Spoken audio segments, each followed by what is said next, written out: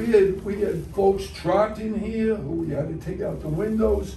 We couldn't gain forcible entry in any of the side windows.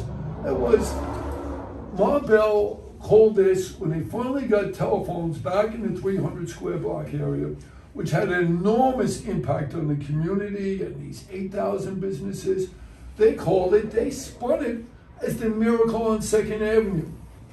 We call it the disaster on 2nd Avenue, and these guys, the communication workers, call it the Mount St. Helens on 2nd Avenue. Yeah, it was no miracle at all. What it was one national American telephone and telegraph company from New York to California.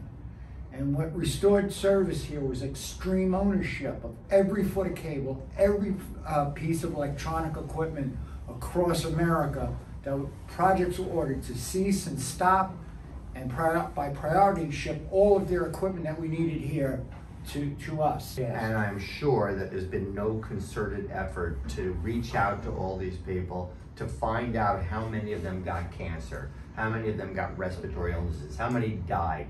These people are in the dark. 699 of us, our medical monitoring consisted of the stamp of the Red Star. And it wasn't long before the folks who worked at our Bureau of Health Services started referring to it as the Red Star of Death. Right. Because everybody who had a Red Star, it was like, oh my goodness. We were losing folks who had an average age of 50.2. 3 out of 4 throat cancers on the FDNY from this fire to 9/11 were from the phone company fire. Wow. A lot of people who responded to the World Trade Center, as you know, at least were making the effort to do outreach to these people through the unions, through the retiree organizations, that, hey, you were exposed to the same toxins as the firefighters.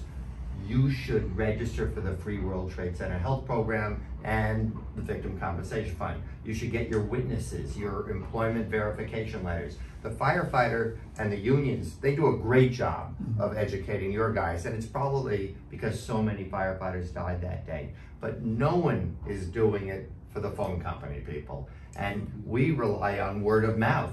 Hopefully some people will see this webinar and think, oh, hey, I was down at 140 West Street. I was helping restoring communication in south of Canal Street. I got cancer, or my deceased husband got cancer. I'm still entitled to compensation myself. But I really wish that there was a better way to do this, but hopefully we'll do it through the retiree organizations, through the unions, and hopefully this webinar will help.